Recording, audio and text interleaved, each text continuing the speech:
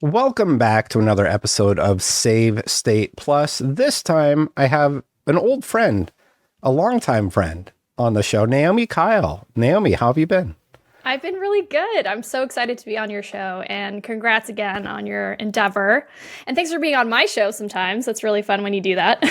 Yeah, you had me on coincidentally twice about the Nintendo Switch 2, and I was happy to do both episodes. It was great. You were great. Thank and you. as a fellow Canadian, it's great because my show does air on the radio in Canada. So it's good to have someone who's knowledgeable. And yeah, we've been friends since like day one, since we worked at IGN together. Yeah, I think I was walking to work and I ran into you. I'm like, aren't you like the host of the show? The new person? Yeah. And, oh no, was I new at the time? I think you were. You had been around a little bit, and I started after that. But yeah, it was kind of surreal on my first day to bump into you, and then we were friends after that. So yeah, it was nice. It's been a long time. Yeah, what have you been up to since then? So you mentioned a show. If anybody's watching mine and they haven't known what you're up to, what have you been up to? So my show is This Week in Gaming. I always do play on that. This Week in Gaming, Last Week in Gaming, like everybody games. So it's just your usual run-of-the-mill news show. If you guys don't know me, if you're watching and you're like, who's this person? I used to work at IGN and I used to host this show called The Daily Fix, which was like a 2 to 3 minute news blast of all the gaming news that day, every day. I did it for like 7 years. So I've probably shot like 3,000 plus shows. But ever since I've gone on my own, I left in 2017, I started doing my own content. And so this is kind of just a quick 20-minute podcast that you can listen to on any podcast platform. And I started it with iHeart Radio Canada because I want to do more stuff over there since I am from there, born and raised from Quebec. And I just want to stay in the know, and I also want to have something that, I can do on a weekly basis because I basically just produce stuff and I get called to do gigs. But other than that, I don't have much going on. So, my YouTube channel is really cool. You can check it out. It's Naomi Kyle. And my show is it's News Blast. Then I have cool people like you, Destin, come and talk on about the news that week. And it's super quick, bite-sized, and it's really fun. Yeah. And it's always a pleasure to be on the show and talking about news. It's kind of a thing I've been into for a long time. So I know. Both of us. Yeah, for sure. It's kind of our forte. Yeah. What are you playing right now? You playing any good games? I sure am. Believe it or not, I'm still playing Helldivers too. So didn't they just I'm not caught up with Helldivers 2, but didn't they just add something that was really interesting? Well, they're always adding instances or moments that you play Destin a lot. Destiny? Sorry, Destiny. Yeah. So that it's kind of, they'll have events. So now it's the robots are taking over. Now it's the alien bugs that are taking over. So I don't remember what this recent thing was because I just picked it back up last week.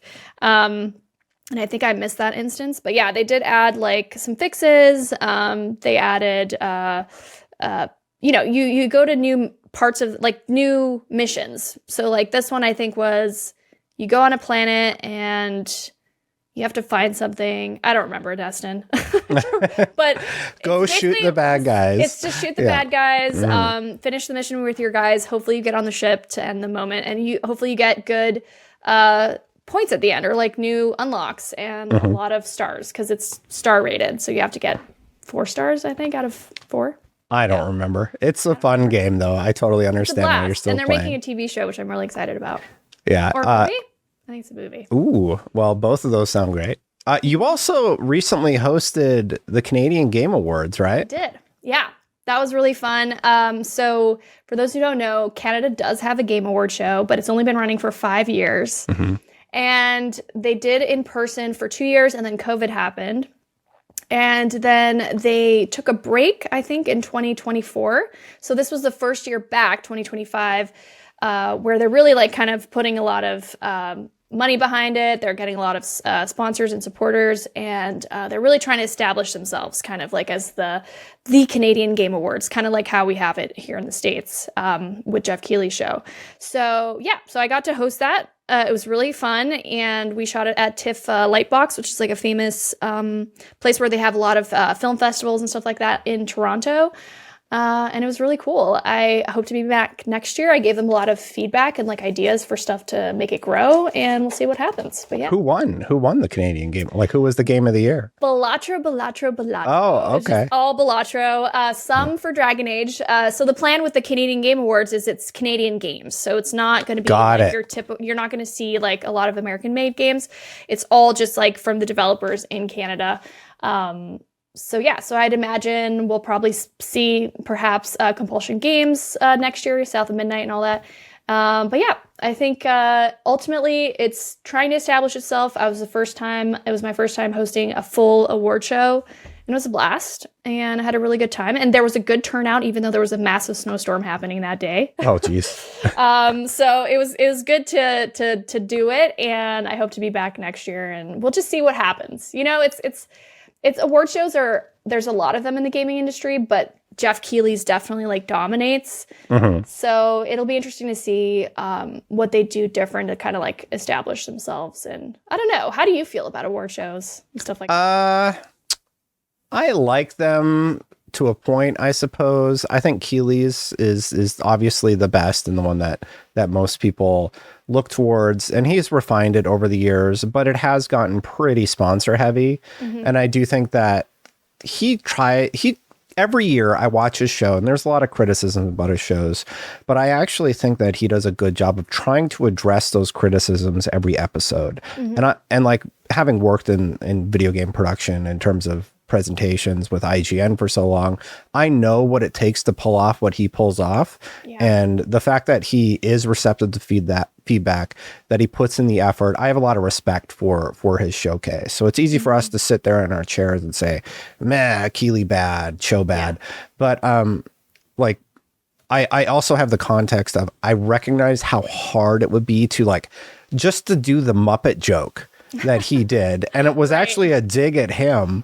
So it's nice to see that he's willing to, you know, take a few shots at himself with the Muppet characters. But that's fun. Have to. I feel like you kind of have to these days. Like you have to be very. You can't have a big ego. No, you can't.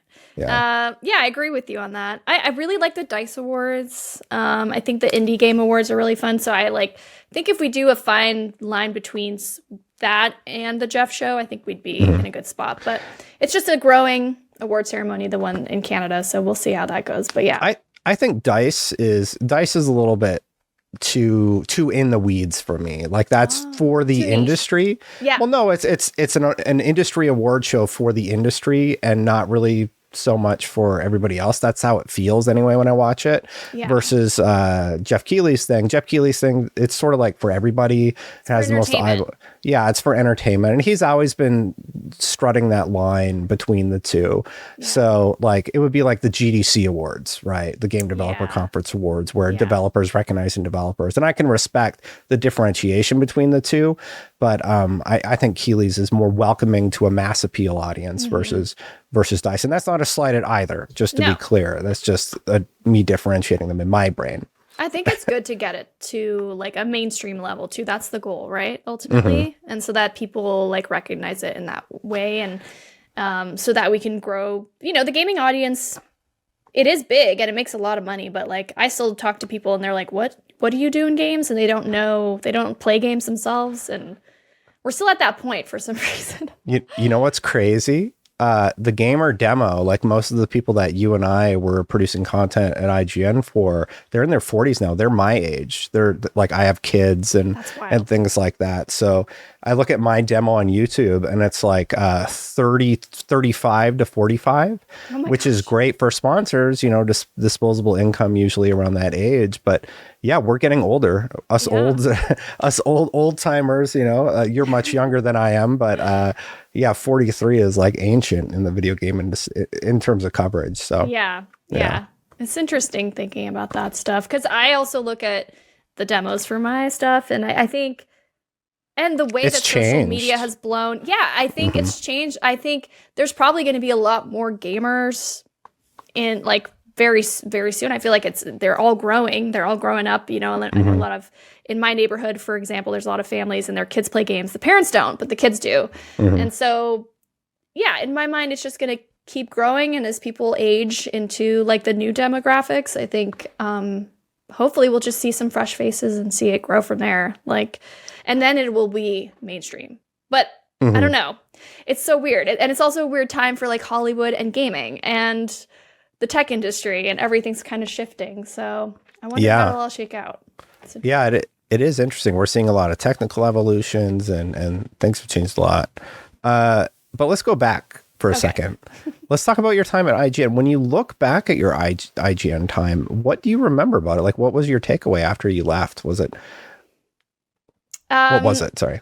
I mean, what was it? It was a very career life-defining moment. I still reap the benefits from having been there and having done all the work that I did there and all the experience I gained from being there. And I do look back at IGN very fondly, like when the offices in SF shut down. I don't think I even posted about it because I was like emotionally very sad about it. And I think back and I'm like, oh, those were like the heydays. And they always say, you know, like, you wish you could know that you're living out the good old days as they're happening. You don't realize it until, you know, after the fact. Those were the good old days, you know? And yeah, I look back on it like just a crazy experience. I really got to learn a lot, and I met so many cool friends and like people that I still have good relationships with and that I established like really strong bonds with. And I think we all went through this experience together, and I don't think there'll be anything ever like it again. Sadly, I just think the state of the world and the way that media has gone has changed so much. Yeah. Yeah, I just am so proud of the work that I did there. And there's nothing like it. It was really like the start of everything, the start of YouTube, like the start of influencers. Like we were right there at the precipice of that. And I don't think there'll be anything that can top that in my life.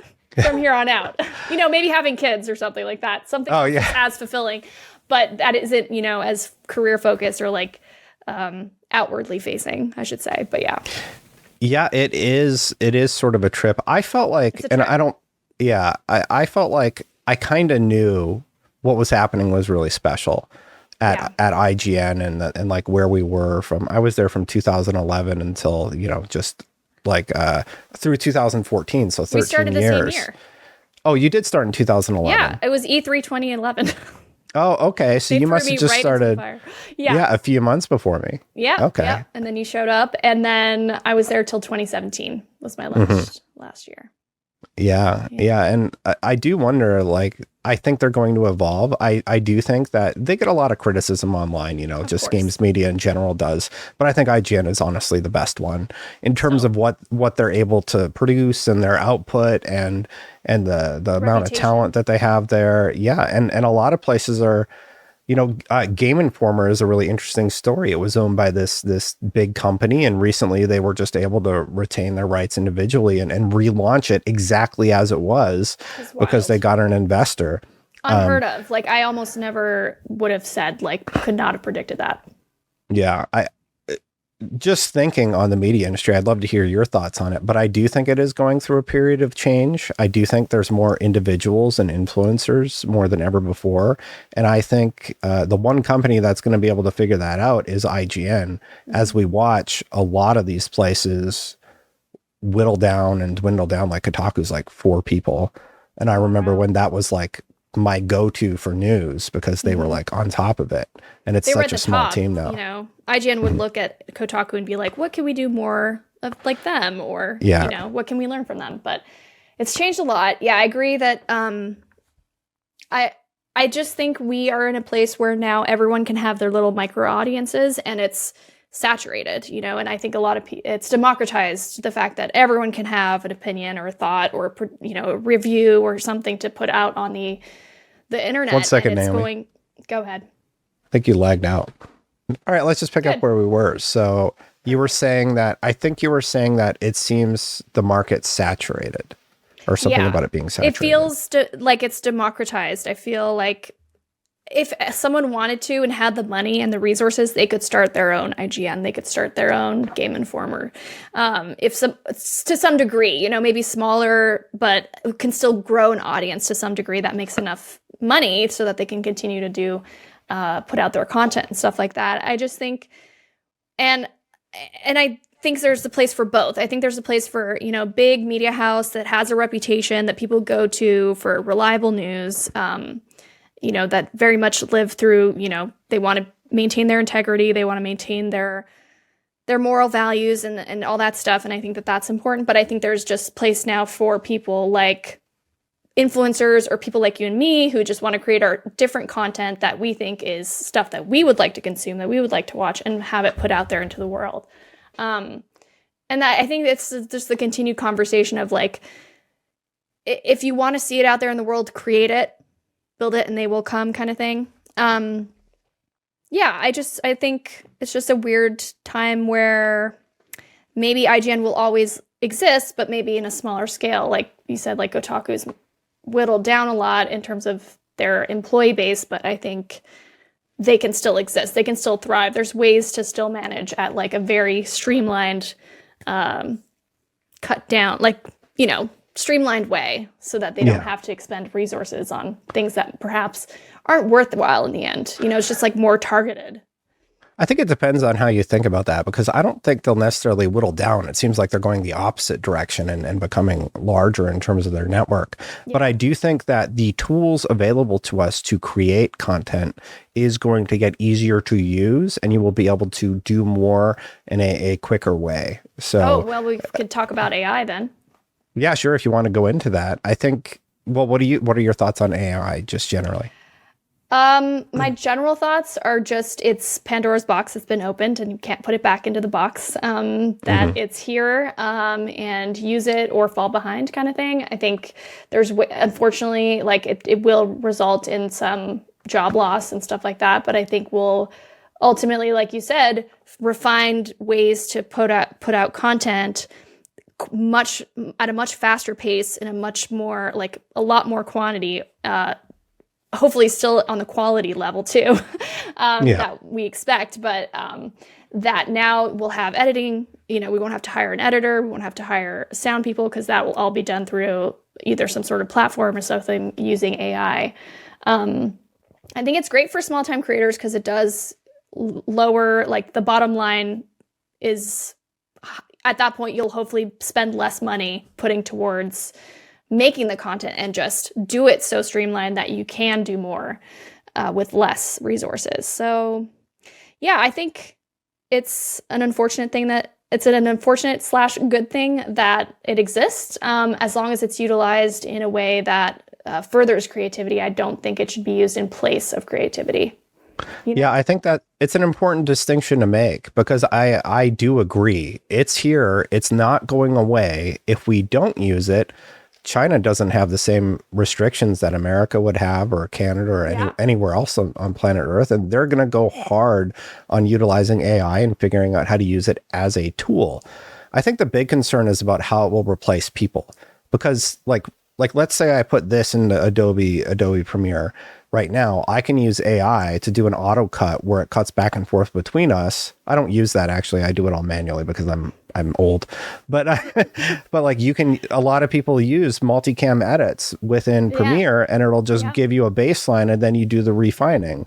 Or if you write an email and you're like, just format this so it doesn't look like garbage, and like it solidifies my thoughts, AI can do things like that. So there are subtle ways it can be utilized for the benefit.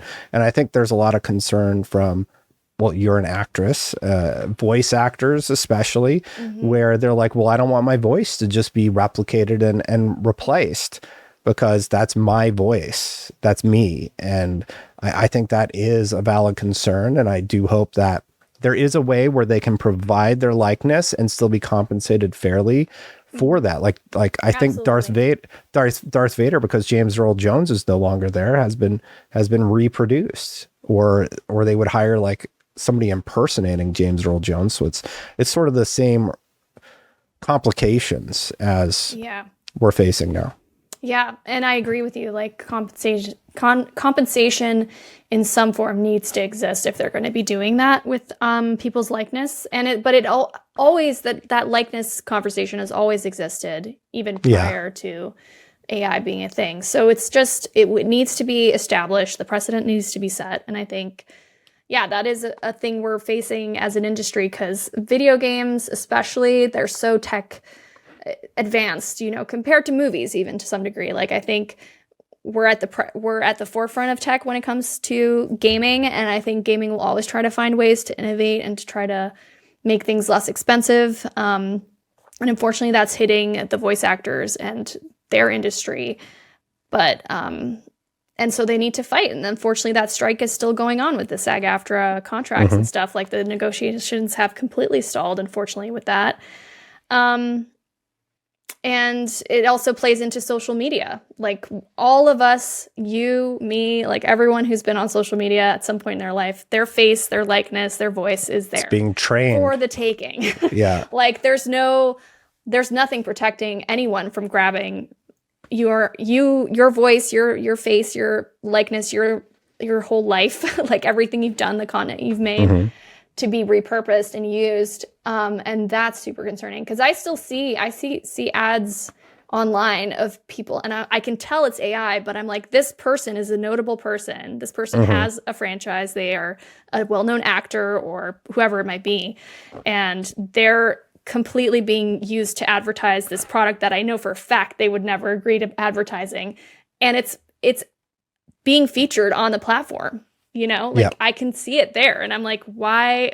And people might buy into that. Like, people who don't know how AI works or how good it can be and how it looks so real in some instances. People could be like totally just be taken like for a ride and believe that this person actually endorses this product. And that's completely wrong. It's wrong and concerning, but there's two things happening with AI. One, it's being utilized to promote products. And a lot of people, it's getting harder and harder to tell if it's AI or not. Yeah. It was like a year ago that the Will Smith eating spaghetti meme happened, and they redid that this year, and it's just the guy eating spaghetti, where it's like, you can still maybe tell if you got a keen eye.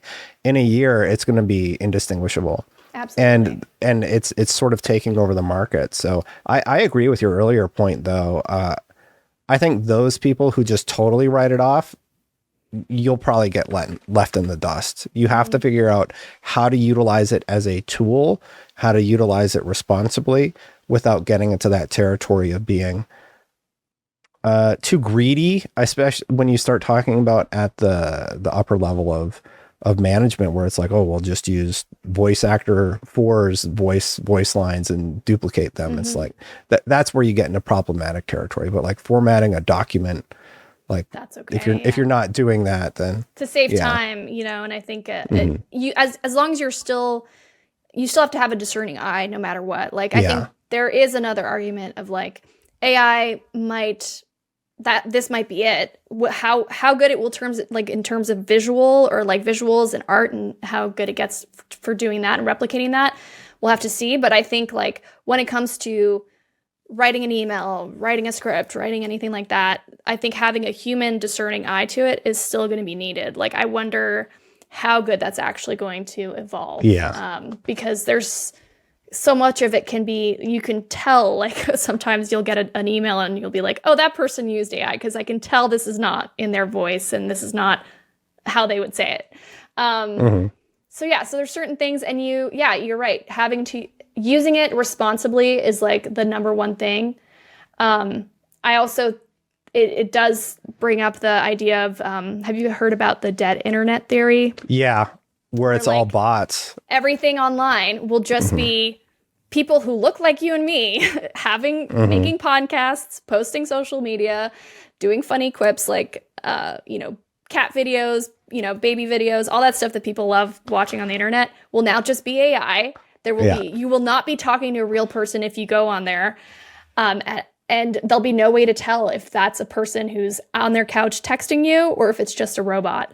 And to me, that's like I don't know if it's like good to be hopeful about this, but like it will hopefully change the way, like the value of real, authentic art or video games or whatever it ends up being will be more valuable because of the fact that AI exists. Now people will seek out a good point. The more authentic, real value, like the thing that people crave, is like something that's novel, right? If AI just becomes no longer novel, they're going to go for the more real thing, right? They'll seek out the next thing. I watch a lot of animal videos, and I knew we were in trouble when AI generated stories about goldfish were being crafted utilizing like 50 different clips of 50 different goldfish. And it's like a story about a goldfish and his goldfish wife, and then his wife died, but then they nurse back. I'm like, no. This is like 50 different goldfish, and this is 20 million views on it. And everybody's talking about the touching story, and they're so glad. But then some people are like, guys, this is AI. None of this happened. Real. This is, So I wonder I'm if like, we're cooked. Yeah, we're cooked. And that's kind of my secret hope, is that there'll be like a rejection of that type of stuff. People will be hopefully able to identify it and not seek that out or reject it in some form. Maybe there'll be room for both. I don't know. We'll see. Hopefully. I think it'll be a mix at the end of the day. Like, you have to have that human discerning eye to say, okay, the AI is doing this wrong, or this doesn't work. And I don't know. Time's going to tell, but it's happening so quickly. Fast. Yeah. It's not. It's changing too fast, I should say. Absolutely. I am sort of curious, you're a prominent woman in the video game industry, and I've like, from your perspective, how do you handle the parasocial nature of online activity, criticism, and like, what's that like for you? Because, I'm just some guy, but I'd love to hear your perspective. Yeah. It's very strange. I do think that there's stuff to be learned. Like, I was not as, I did get very attached to like what people would say for a long time. I think everyone kind of goes through that learning curve when they start doing internet content. Because you'll see a million really nice comments, and then that one person who like just knows the thing to say to like grind your gears, get under your skin. Yeah. And so it's like you kind of grow into the perspective of, oh, like, who are these people? Why are they doing this? I hear it a lot, and I'm just repeating a lot of the stuff that I hear online, but it's like, that person probably is very unhappy, or is just looking to is just doing it on purpose to troll you. And just remembering that helps a lot for me. And I think the parasocial relationship stuff, like I always talk about on my YouTube channel when I was doing on-camera video content. I have since stopped doing that, but when people are like, that they like talk to you almost as if you're their best friend, and you have no clue who they are. And I have no clue who they are. Yeah. They could be a robot. They could be AI. They could be like, and I don't know what age they are. I know nothing about them. I do have to try not to let it get so attached to that, right? Because there is something to say about like, if you're online and you have an audience that is really love your content and they're really engaged with you, that is valuable because it creates more engagement. The more you engage with those types of people, the more that people will come to your channel to seek that out. And it grows your channel essentially. And I'm sure that plays in many different forms, but when I've seen that happen, it does become kind of like it could lead to more like kind of a dangerous relationship. Like I think when people are commenting and saying really nice things, and then I'm like, okay, I need to do that for my next video and get the same thing again. It's a vicious cycle. And so to just kind of remove myself from that, I try to I'll comment to respond to some of the initial comments, but then I don't look at it anymore, because you kind of get trapped into this like, oh, the more I engage with these people, the more those types of people will come here, and the more engagement you get, the more sponsorships you get, the more money you can make, la da da da da, So yeah, it has to be, I've just kind of removed myself from the need for that, or the me wanting to have that as part of my social platform and my audience, and just make it about the content and refocus, like, am I putting stuff out there in the world that I think I would want to watch and that is enjoyable and provides a service of some kind, and that's really it. And I'm also very more like a lot more protective as I've grown over the years about like my privacy and not sharing too much about my life, because those parasocial relationships, as we've seen happen to people in this industry, you know, it could lead to doxing. It could lead to people finding out where you live. It could lead to people invading your life, like breaking down your door and, you know, or finding you in public spaces and making you uncomfortable or doing something. Like it could lead to who knows what. So I try to just be mindful of that. And it's a scary thing because now anyone can be anyone on the internet, and you don't know who the people are on the other side of the screen, right? Yeah. So yeah, it's a scary it's just a thing to be very mindful of that I've learned over the years. The one thing I have sort of learned about online and interacting with online, whenever you make something and you put it out there, you have your thought about what it is and your perceptions. But once it's out there, it can take on a life of its own, and people can have misconceptions about who you are. And that's definitely happened in my case, or what your intentions are, or what you're trying to do with a thing. I get accused constantly of like, oh, you're just doing this for the clicks. And I'm like, I wouldn't. Like, I try and make my content with an earnest emotion as to my reaction to something or my impression of something. And sometimes that comes off well. And sometimes people feel like I'm pandering or whatever because I agree with what a lot of other people are saying. Or sometimes, like with South of Midnight, I've received a lot of people were really mad that I didn't like South of Midnight for my preview. I'm playing it now. I'm on chapter 10 right now. And it's still sort of a mixed bag for me because it deals with a lot of like very serious issues. Stuff.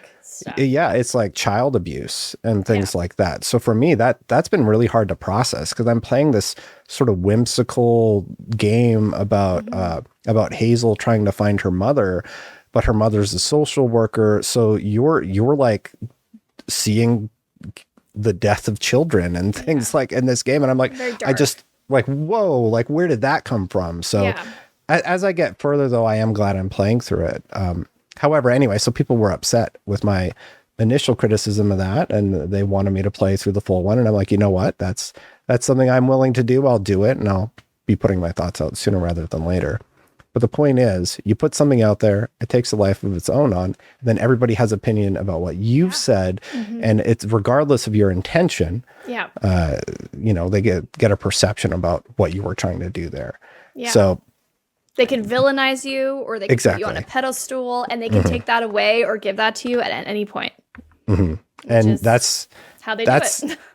That's the nature of the internet. So if you're not ready for that, just know if you get a big video, you're going to get either a ton of praise, but with praise, I can almost guarantee you're going to have the other side of the spectrum too. There's always haters. Anger and haters and everything. So buckle up. You've probably gotten at 20 because you've been such like a high caliber talent for so long, and I've just been sort of like a commentator versus like what you have done. Well, you've done like international shows and stuff like that. Yeah. So comparatively, it's a much bigger audience for you. But you still get a taste of it. So I always compare it to before this, there was actors that were on the level. Now we're all in a sense experiencing what actors had to go through, the rise and fall of their careers, like making it a really big show and then not booking anything later on, like or just this star trajectory that keeps going up and up. Like those influencers and people on the internet who create content experience that on micro levels, on macro levels. Like they're experiencing that on so many different in their personal lives on so many different levels. And it is still valid. Like you had to go through that. I had to go through that. People at IGN had to go through that.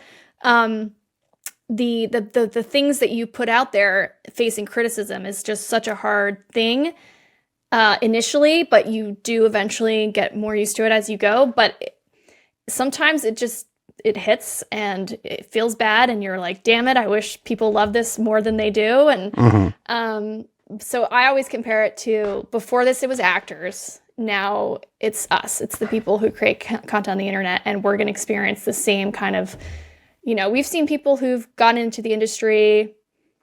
It's just a classic tale of like lots of success, everybody loves you, and then they tear you down, or you get caught into something bad. You start substance abuse or whatever it is, like things go haywire, or you decide to quit the industry altogether and buy a farm in a rural part of America and start a family. Like these stories have happened like throughout this whole like mediascape throughout hundreds of years. So I just think, well, probably since Hollywood started, I would say, but yeah, because we are able to reach people on such a global level, like stars did back in the day. So yeah, I just kind of compare it to that. Like we'll experience that, and the next people below us will experience that too.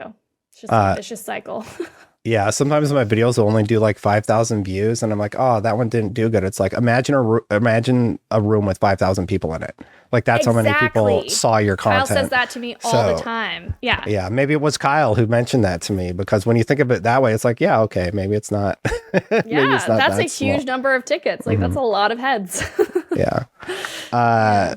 Before TikTok and Twitch and all of this stuff, how do you feel about where content creation was then versus where it is today? Like, do you feel like it was more pure before the monetization of it all?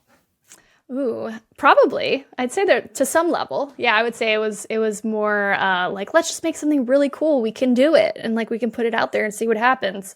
Not expecting anything, And nowadays, a lot of it is for clicks. A lot of it is for, I'm not going to get as much views if I'm talking so, like do like a puff piece about a game I really like. If I have a negative view, then it's going to get perhaps more, or if it's controversial in some way, it's perhaps going to get more engagement. And I think that that's like the fine balance that people have to play with right now because of the state of the way the internet is. Everything's so polarizing and people latch on and they want to go out and like, I think you're wrong and like say something bad, right? Or they want to, praise you. It could be either one, but I think the more negative stuff and the fear mongering does gain more. And it's what we saw with tabloids. It's what we saw with like all the news outlets back in the day. It's always happened in some form, but now it's just what we see on the internet, and it evolved into that, sadly. But yeah, I do think there's still good content creators out there, and there's still people who make things because that's what they love doing, not caring what the outcome is. But at the start, when there was no money involved, or it wasn't like a thing to become a YouTube star, that it came from a different place. Yeah. So I am a little nostalgic for those times, Initially, when I went independent from IGN, I was just like, I have to do everything. And then I found it was actually the South of Midnight preview, which I wasn't super happy. I was trying to like do a commentated thing where I spoke more off the cuff about it, and people like it rubbed them the wrong way how I spoke about it. And I was like, okay, well, you need to like rescope what you're able to do as an individual versus being part of a company where you have an editor, you have people that can help you, help you syndicate even. It's because it's just me. So I just kind of reduced the expectations for myself, and I made it clear that that's my intention going forward, to do more intentional coverage as opposed to rushed, and also like the quality thing too. Like, I got attached to like, it has to look as good or equal to what IGN did. And I'm like paying people thousands of dollars to edit stuff. And I'm like, this is not sustainable. Like if I just shoot it on my phone, that's fine. As long as it gets out there, and that, like you said, what the content, the meat of the content is good, then you're good, Yeah, the preview actually did well, but Yay! but I'm like, I didn't make my points. It's the same conversation we had before. Sometimes you're trying to convey a point, you do so poorly, and you kind of like see the comments, and you're like, well, I missed the mark that time. Let's take another shot at it with the next video. But I don't dwell too much on like the mistakes I made. I always try and just like, okay, that wasn't quite right. How do I do better in the future? Like that doesn't define who I am. That's a good point. That's a good point. And I think that is something people forget. I think if you wanted to, even like, you're like, oh, I didn't do well in that one, let me just try again. Like what's the matter? Like, what's the problem with having 2 reviews of the same game? Like, no one says you can't do that. Yeah. Like just try a different version of what you wanted to do. The hardest one I ever did was I did this Baldur's Gate 3 video when I was at IGN. Baldur's Gate 3 is causing game devs to panic. They hated the headline. Like there were two minds of it. Consumers understood what I was going for. I'm like, the monetization is getting out of control. The quality is getting like less with a lot of these ports, and like something needs to change. Like this is not acceptable. But then on the other side of it, on the development side, they felt like I was targeting developers, that the headline was misleading. And I'm like, my intention was the same intention I've always had with all my content. I don't like microtransactions. I push for a high quality bar, even for my own content. And like, I want to do that. So to me, that was like such a mixed bag. It was hard to take the lessons that I needed to take from it and then improve from there. And it definitely rubbed a lot of people in a way that I didn't intend, because to me, I'm just like, from a development perspective, wouldn't you rather not have to do microtransactions? Yeah. Wouldn't you rather not have to rip these things out of your game? And the problem is, as we go further along, and just to sort of talk to you a bit about it for a second. I want to hear it. As we go further along, we realize it's not sustainable. So consumers don't want it. We knew it wasn't sustainable. You're talking about a $300 million budget. Meanwhile, Grinding Gear Games is making Path of Exile 2 for under $100 million. We know that Kingdom Come Deliverance 2 made for around $40 to $50 million. So there's these other companies, and Baldur's Gate 3, which was the thing that kicked off the whole thing, also doing it on a reasonable budget. And the pushback is, oh, well, that's not possible for us. If it's not possible for you, something is fundamentally wrong with your leadership team, who has made a situation where you need to charge $30 for a horse armor. Yeah. You know, so that's my philosophy on the whole thing. And they're like, oh, you don't know what you're talking about, da da da da. But okay, well, all these other companies are figuring it out. Ubisoft now had to like shave off half their company because, you know, there's something dangerous happening in the games industry right now, and dangerous from a creativity perspective. And we talked about AI already, but yeah. Anyway, It's sorry shifting. to. It's very interesting because it makes me think of, I mean, all industries face the change, right? And it's either you adapt or you fall behind, you know, like, and like you said, you know, there are devs who have figured it out or are figuring it out as they go, and not sacrificing their integrity by like charging so much money for items and games and stuff to make up for what they're missing. And I think, I guess my point is like when you start a creative endeavor, like an artist, let's say like a musician or something, like ideally, yes, you just have to do the music and you'll get paid and you'll make enough money. And not have to do all these other things. Like now musicians have to do concerts. They have to do social media. It's like, that's how it is. Like me and you, I have to, I'm not like, I don't care about it as much as I used to, but like ideally I would do all the content. I would be posting on YouTube. I'd be doing Twitter, right? Because like, that's how it is. It's not enough to just be a host, right? You have to be all these other things.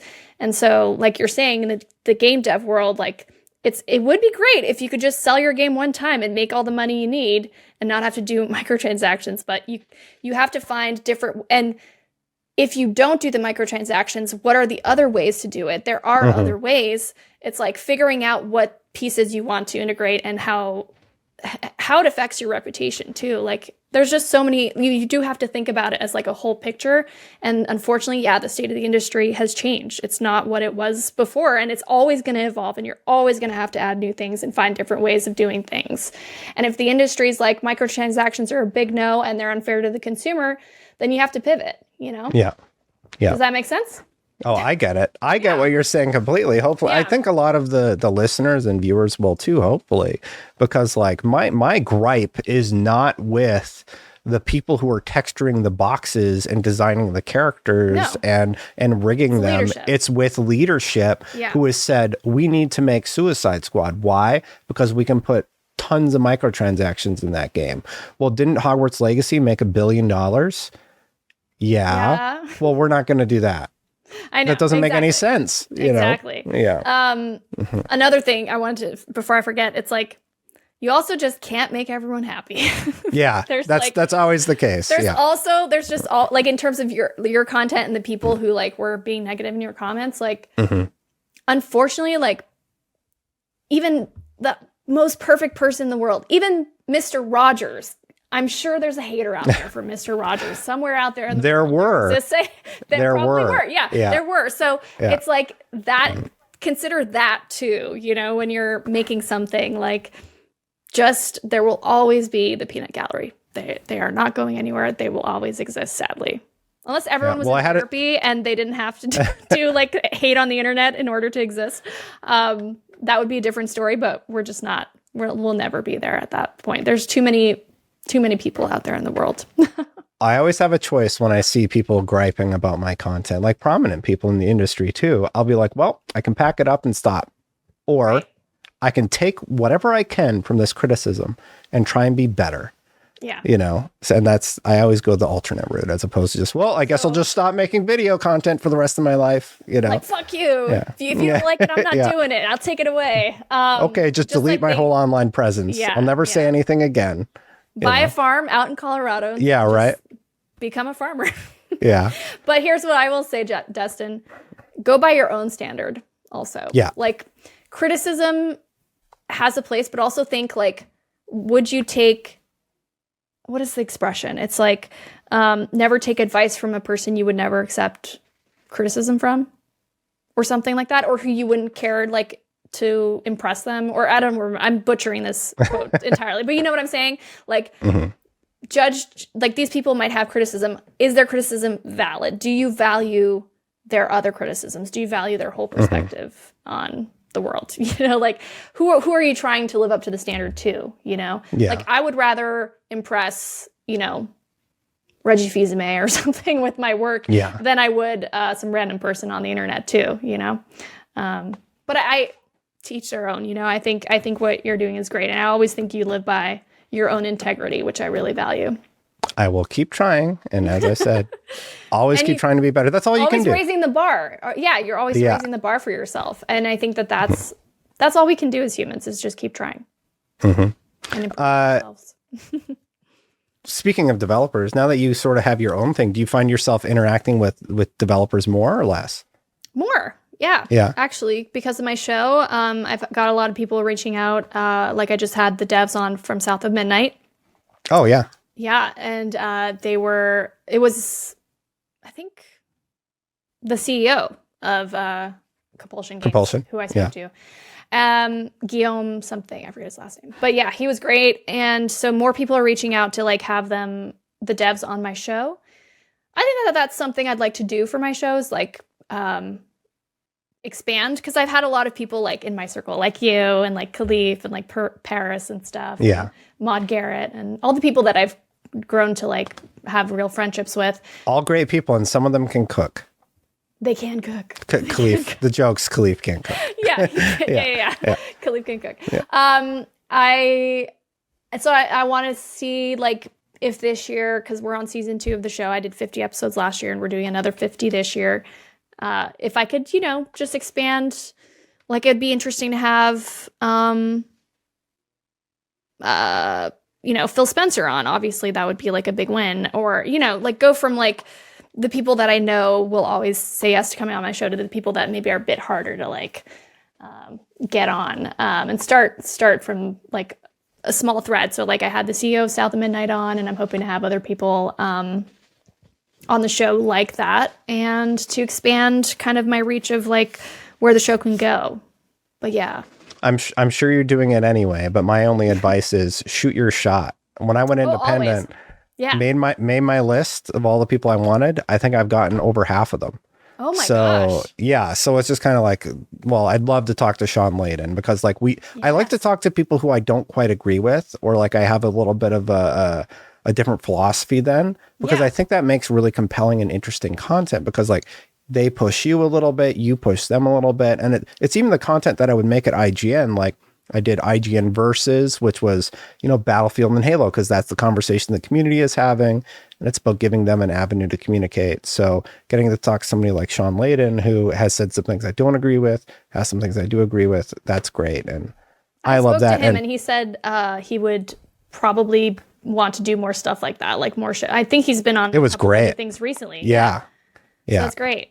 Yeah, you're gonna get people that'll join you, absolutely, and you're great. So why wouldn't they? True. Yeah.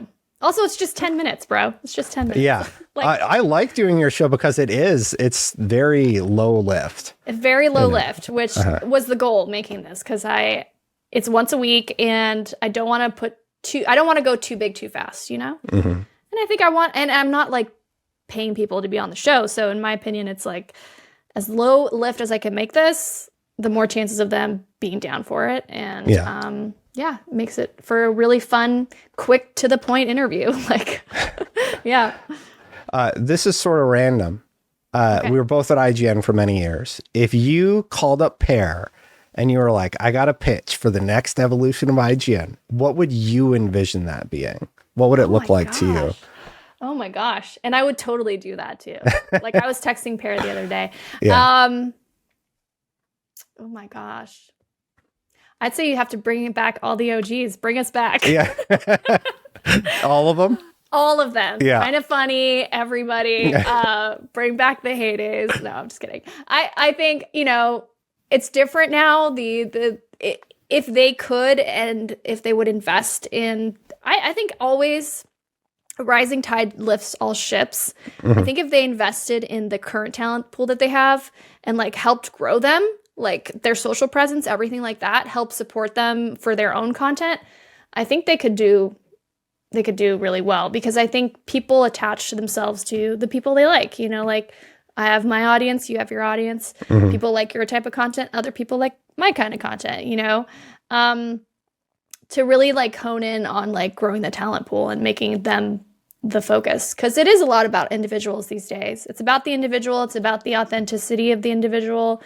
It's about entertainment. It always has been about entertainment, so I'd like to see more of that happen, I think.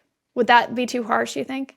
No, I don't think so. I don't think that's harsh at all. I imagine, like, I don't know what they're up to these days, but I imagine that they do consider all these things. Pear's very smart and a great guy. Smart. Yeah. I've always really appreciated getting to work with him and work on part of the IGN team. People hours are like, what was it really like? I'm like, it was great.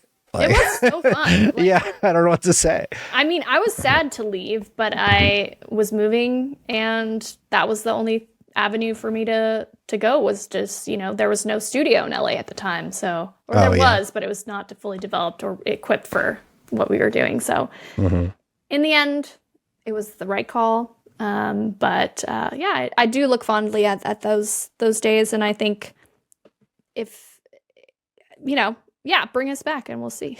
We'll make it that again. Yeah. Beyond gaming, you do more than that. Like, I think you went out for some roles at one point. Yes, I did. Yeah. I don't know if I've ever talked about it publicly, but I did audition for Black Canary, and I got to producers. The Black Canary in the Arrow show back in the day, CW. But I think I'm very happy with who got it, actually. She's like very athletic. I forget her name. And she could do like crazy breakdancing moves. I remember seeing a video of her like spinning on her head or something, doing some crazy acrobatic move. And I was like, okay, that's Black Canary. Like, I can't do that. You got to try though. No, I got to try. Yeah. Yeah. And I'm still auditioning. I have reps that still send me auditions. So like I auditioned for an Amazon project, which I can't really divulge what it is, but I did audition for some projects. I'm always creating my own stuff. Like I still have little irons in the fire that might pop off someday. Some scripted, some non-scripted. Just always going for like where my passion lies. And I think that that's really helped me. And I'm okay if it's not like as fast paced as it once was. But yeah, and I was in a movie, Mad Families, with Dennis Quaid in it and Leah Remini. And it was actually, funny enough, shot not too far from where I live. And now I have a house nearby, which is fun. But yeah, that's cool. I've done a little bit of everything. I still would love to do more voice acting, but it's so weird right now, and there's a lot of competition. Yeah. And I'm just wherever the wind calls is where I will go. Yeah. No, that's really, really cool. I didn't know it was Black Canary that you tried out for. I did. That would have been interesting. And I think even what's her name? For The Flash, she became something Frost afterwards. I forget her name. Oh, really? Yeah, what was her name? I can't remember, but I know what you're talking about. I watched like the first CW? season. Those were so a lot. I like the CW shows. too. Like they get a lot. Like Smallville was a big one for me when I was growing up. Loved Smallville. Yeah, I think that was like one of the best Lex Superman duos that we Yeah. have seen, just like the contentious nature and 100%. how Lex's father is sort of leading him towards the dark side. And Yep. I really, really like that. I wonder what Lex will look like in the new DC stuff. Ooh, I do like it. They put out that one image where like his suit almost seems a little too big for him. I'm really excited about the new Superman film. Yeah. It's what's his name who's playing him? From You're gonna know actors more than I will. I have yeah, no I'm clue. like now I'm blanking just like you were earlier. But yeah, it's on the tip of my tongue. It's like Nick something. I forget. Anyways, yes, I'm very excited for the new DC stuff. So I'll be interested to see how this new Lex plays out. But yeah, I agree that Smallville, CW, like that was a jam. Even Supergirl. Did you watch that? Yeah. I watched good. like an episode or two, but she would appear on the Flash later Yes. in the shows, and I think I watched the crossover episodes. Oh, Arrow was really good too. Like Arrow Yes. season 1 was pretty strong. Mhm. I was a sucker for the CW shows. I love superhero stuff though. Me too. So Me too. yeah. Yeah. I think So- I think about the time Supergirl was coming out was when I stopped watching CW stuff, Yeah. because it was like Arrow was still on, Flash was on, Supergirl was on. There was another like Days of Tomorrow or something. Yeah. And then like remember that. they announced like the Naomi show. Was that DC or am I mixing Was that you? Marvel? No, now? No, but like there's a character named Naomi in. Is it the? Oh, I might be. Naomi? Yeah, it was a DC character, Naomi. Not me, but Is that coming Naomi out? McDuffie. No, but they had announced it, but it never happened because of the whole CW WB buyout thing. Oh man. Yeah. Well, I love We- those we- shows. Yeah. They still live on in our minds, in our dreams. Yeah, I mean, that's about all I had for you. It's just so great to catch up and chat with you. Yeah. If people are wondering, where can I find all of Naomi's stuff? What's the best Look place up- where you point them? Look up Naomi Kyle on Twitter, the Naomi Kyle on Instagram, and then I would say just look up This Week in Gaming on podcast platforms. It's also on my YouTube channel, just as audio only. But we're talking about doing videos soon, so I'll keep you posted on that, Destin. Yeah, let me know. If you need any help, I'm happy to lend a hand. Yes, that's amazing. I appreciate that so much. And same, ditto. You got it. All right. Well, thank you, Naomi. And it was an absolute pleasure. And it's great to chat with you again. Yeah, have a good one. This interview is brought to you by people just like you. This first launch on Patreon and to YouTube members, so a big thanks to them for backing. If you would like to do so, you can go to patreon.com/SafeStatePlus or become a member here on YouTube.